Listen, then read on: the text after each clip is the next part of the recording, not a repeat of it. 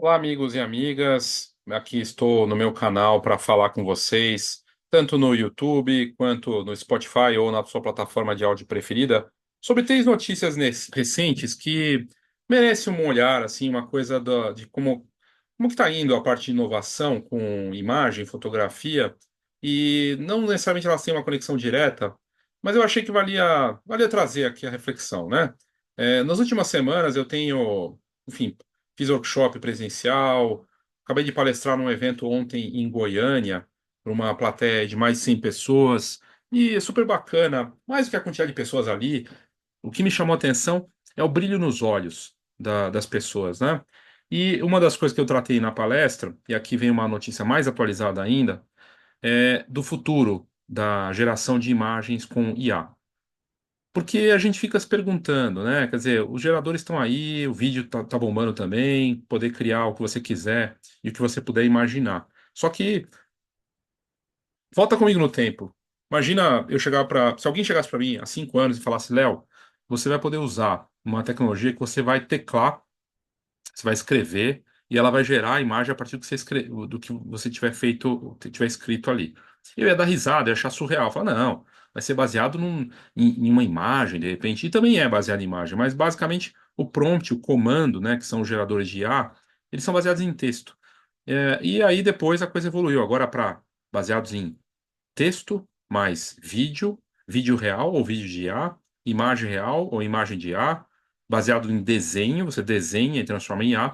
Qual é o caminho natural dentro desse conceito de inovação na fotografia que a gente vai ver como futuro? O que está vindo aí? Como é que vai ser daqui a alguns anos, com o avanço das coisas, do hardware e tudo mais? E eu não tenho a resposta, mas eu tenho uma sensação. Primeiro, vamos pontuar aqui que há uma discussão se a IA generativa ela chegou num platô. Ah, o ChatGPT 4 não veio o 5, veio o 4 Omni, mas ele já é bem sofisticado. Agora tem o ChatGPT Mini, não sei se você viu, que é de graça, um pouco melhor que o 4. Platô porque ela já devorou toda a informação escrita, vídeo, tudo que está na internet, e ela precisa de mais, e aí talvez seja um pouco disso, ou porque há um limite mesmo da capacidade dessas tecnologias. Será? O fato é que existe um outro lado dessa história que é: e se o limite não fosse nem texto? E se o limite para a criação não fosse nem a imagem em si, mas sim a imaginação? Para quem está no canal do YouTube, está vendo a tela aqui do meu site, a notícia de menos de 24 horas. Uma tecnologia que cientistas da Radboud University desenvolveram, e não é uma coisa exclusiva, outros também estão fazendo, que aprimora a IA de leitura para mentes, para aplicações médicas e também para entretenimento e imagem. Então, basicamente, essa tecnologia diz o seguinte, né? Esses pesquisadores da Holanda, eles estão trabalhando com avanços significativos em neurociência e inteligência artificial, desenvolvendo uma tecnologia, e eu, como eu disse, não são únicos, outros também estão fazendo, que transforma pensamentos, imaginação, coisas que a gente fica ali pensando na hora, na cabeça, e convertendo aquilo em imagens com precisão. E aqui na tela você vê alguns desses testes, e aparece um bonsai, né, um trompete, alguma coisa assim, um saxofone, não sei como é que chama esse instrumento musical, e o rosto de um macaco. E tudo partiu da mente de uma pessoa com base no estudo. Esse sistema consegue reconstruir imagens diretamente da atividade cerebral, capturando por um PET scan, por um equipamento sofisticado e também eletrodos implantados em um macaco. Durante o estudo, voluntários visualizaram imagens de rostos enquanto a atividade cerebral era monitorada. A IA conseguiu recriar essas imagens com grande fidelidade, e os exemplos aqui mostram como é que ficou isso. No segundo estudo, os dados cerebrais de um macaco também foram usados para produzir representações precisas das imagens originais.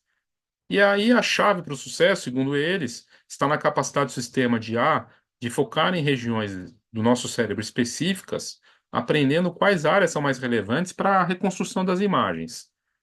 Qual é a aplicação disso? Ora, desenvolvimento de tratamento para perda de visão, criação de interface cérebro-computador para comunicação por pensamento também. Logo, a gente pode imaginar que em questão de anos, nós não vamos precisar mais teclar, seja no smartphone ou no computador, ou mesmo falar, que você já pode fazer um prompt falando também, isso já está disponível. Mas pensar. O que nos leva a crer que, em questão de tempo, de uma forma, lembra, né, se falasse alguém para mim, 5 anos atrás, você faria imagens escrevendo, eu acharia surreal. Agora, pensando que eu vou poder gerar imagens de IA com base no pensamento, parece bastante surreal. Mas, assim como era na questão de escrever. Ou seja, numa aplicação para um fotógrafo, para um designer, um artista, qual seria o impacto disso?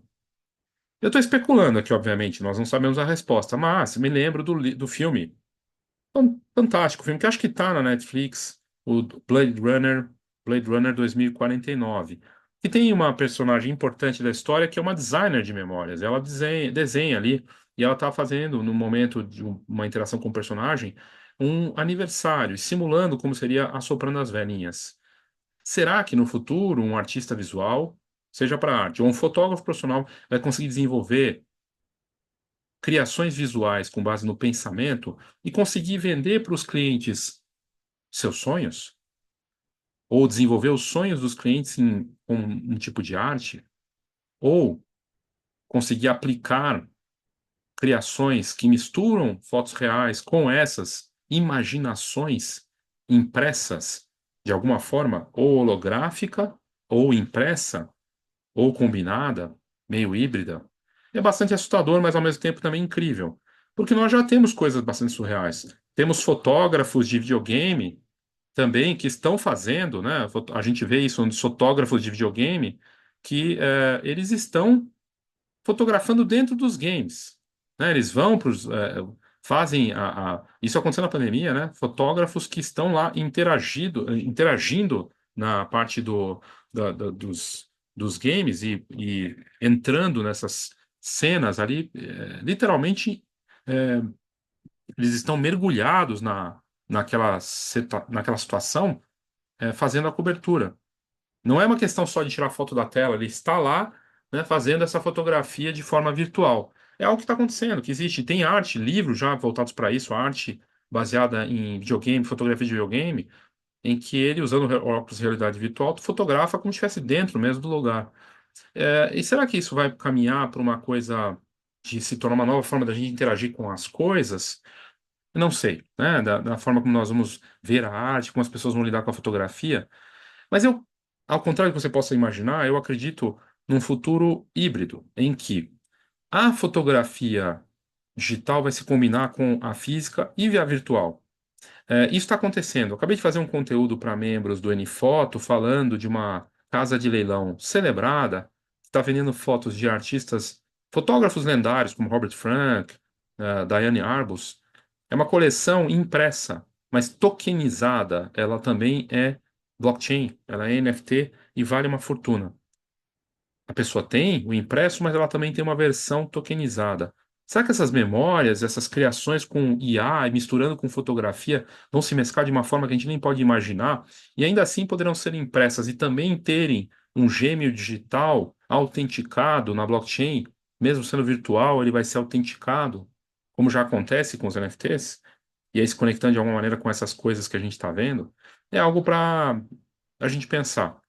Aqui na matéria fala que as aplicações podem ser interface da comunicação cérebro com o computador e a máquina, mas as implicações vão além da parte da medicina, elas vão para o neuromarketing, a indústria do entretenimento, oferecendo experiências imersivas, mas também para jogos e realidade virtual. O potencial é vasto e eu vejo que esse potencial para a fotografia também será na criação para peças publicitárias, de coisas artísticas para famílias, na fotografia de aniversário, de casamento, newborn, tudo isso pode de alguma forma se aproveitar. É muito interessante. Eu vou deixar o link dessa matéria na descrição do vídeo e nas notas do episódio. Mas tem outra também que é bacana. Eu coloquei aqui, eu separei os links, já vou mostrar para vocês, que é bem bacana.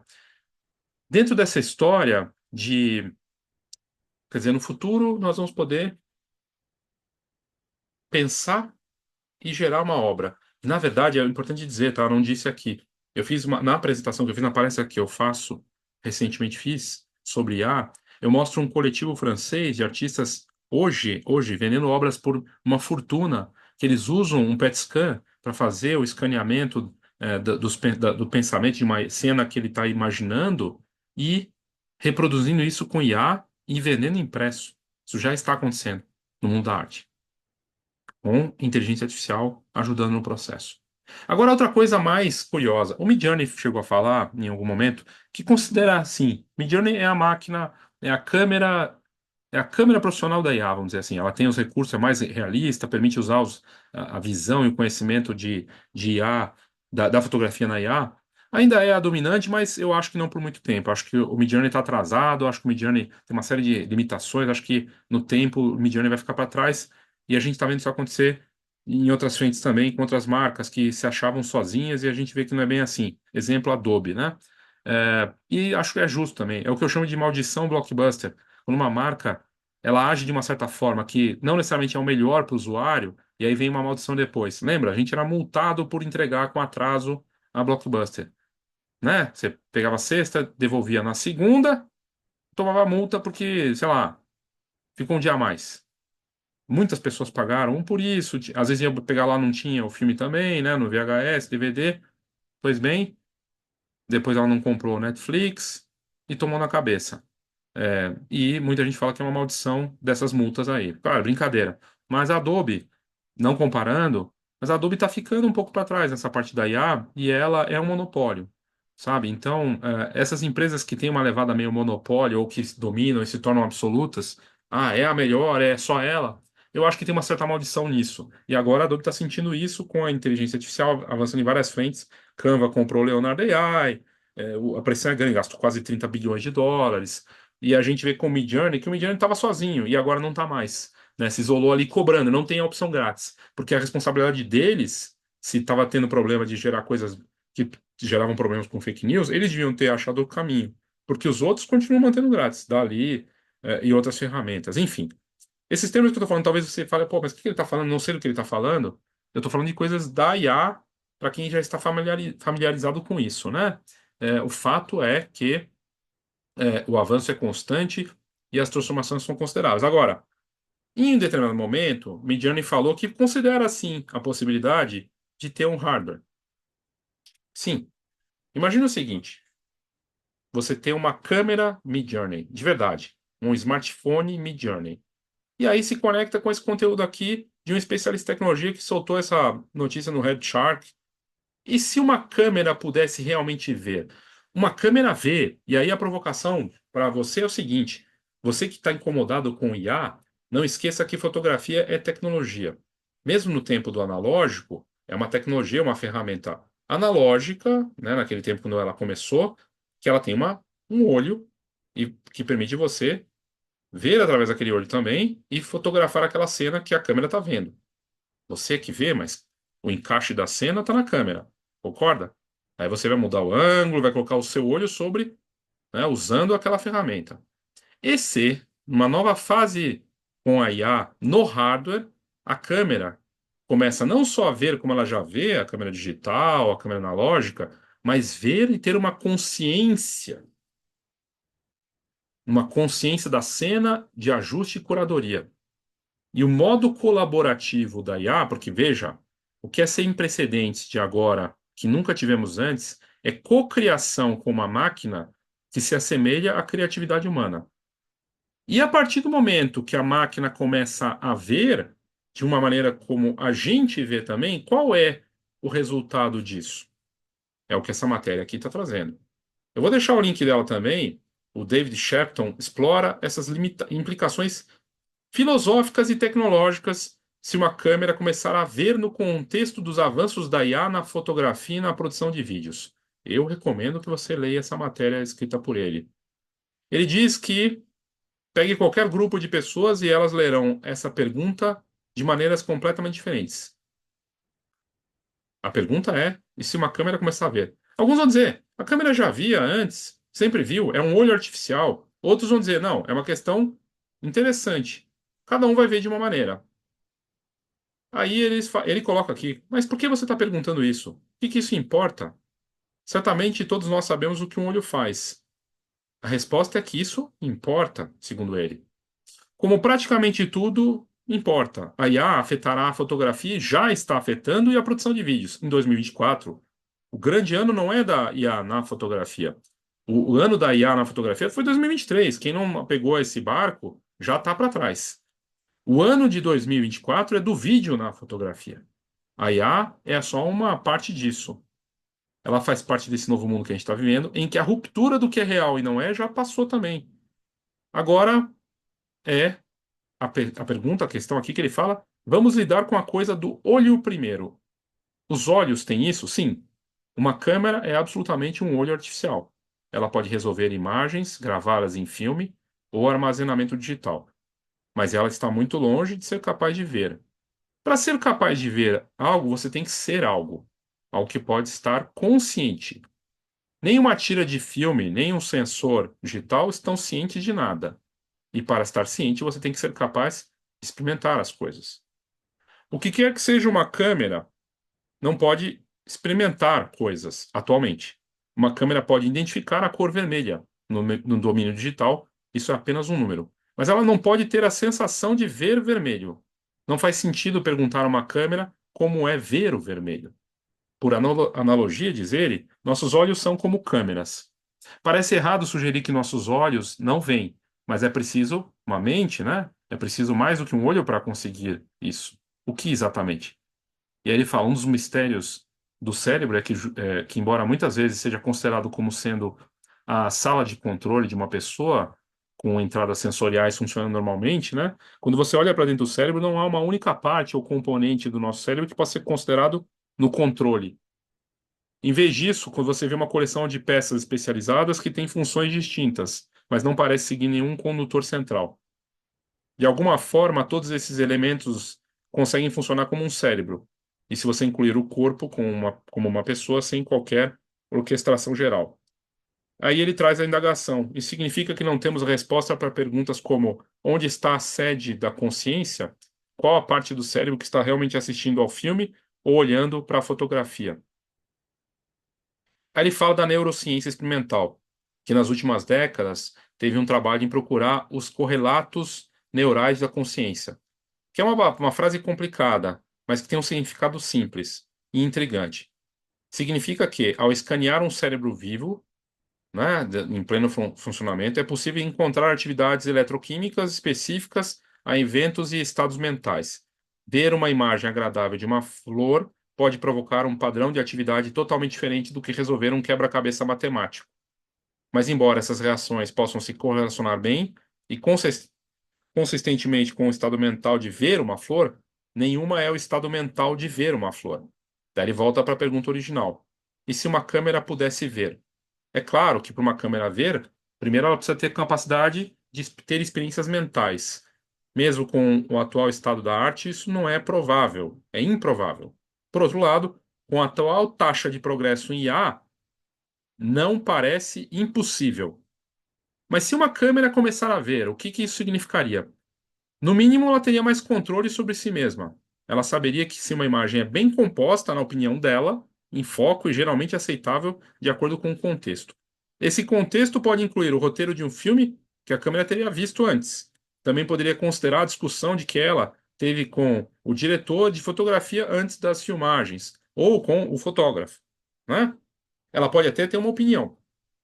Um detalhe importante antes de continuar aqui, quando você abre hoje o ChatGPT 4 de Omni, Omni de imagem, som, de outras coisas, multimídia, e você tira uma fotografia de uma foto sua e pede para ele fazer uma análise dessa imagem, ele faz. Ele pode servir como um crítico, te dando prós e contras e fazer um julgamento. Se você vai concordar ou não, é outra história.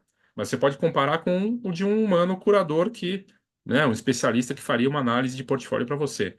Isso já está possível. Você pode fazer isso também para o Instagram, pode fazer para o seu site, fazer uma análise de um produto, falar de um, sei lá, qualquer coisa. A te ajudar até a mexer no equipamento, né, com dúvidas, coisa e tal. Então ela está vendo, de alguma forma, né? E pode ter uma opinião. Já existe, inclusive, IAs para julgar suas fotos e dar nota para elas, né? A Lomography, que é uma coisa de analógico, fez uma matéria sobre uma dessas que faz essa avaliação. Então vamos parar um pouco sobre essa parte de ter uma opinião. E ele fala se você pode se perguntar se a câmera funcionaria melhor se tivesse um corpo com braços, pernas, uma audição, tato, olfato. Tudo isso nos leva ao que eu acho que é uma conclusão quase inevitável, diz ele, tá? Que, em certo sentido, as câmeras se tornarão robôs. Porque no momento que você dá à sua câmera todos esses poderes, todas essas capacidades sensoriais, toda essa capacidade mental e toda essa mobilidade, você tem essencialmente uma pessoa artificial. Câmeras que podem se tornar, ver, podem, ele fala aqui, câmeras que podem ver se tornarão pessoas. Pense nisso na próxima vez que pedir um filtro ND embutido e 17 paradas de faixa dinâmica. É uma provocação muito interessante, as pessoas comentando aqui que é muito bem fundamentada, e, enfim, falando que as coisas estão misturadas e gente questionando. O que eu acho interessante dessa história toda é que, de certa maneira, a inteligência artificial já está vendo, né? Ela já está fazendo esse. Eu acabei de falar do ChatGPT. Eu falei disso na palestra, muita gente não sabia. Eu falei, tira as fotos as suas anotações aí da palestra e pede para ele fazer uma análise para você agora em tempo real.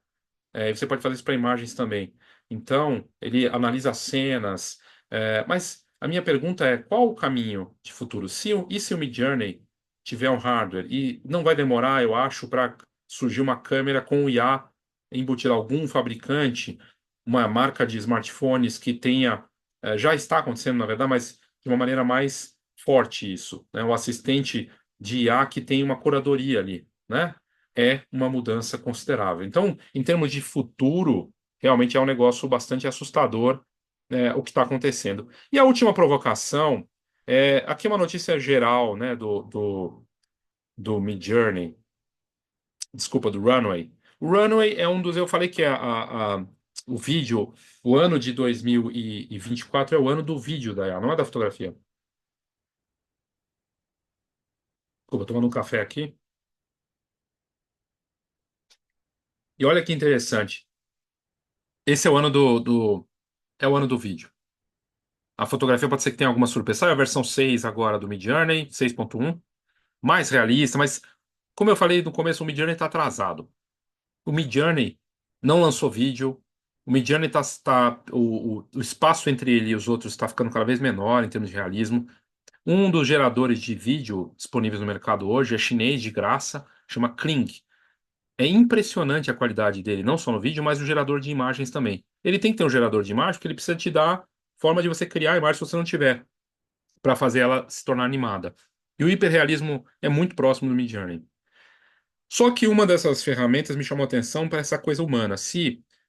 Primeiro, são três questionamentos aqui, três provocações. Uma, será que um dia nós vamos, em breve, com a IA, poder pensar e tornar o nosso pensamento, sonho, devaneio, epifania em uma arte, seja ela para ser vendida comercialmente ou só uma expressão artística, nos geradores de IA, essa conexão mente e IA?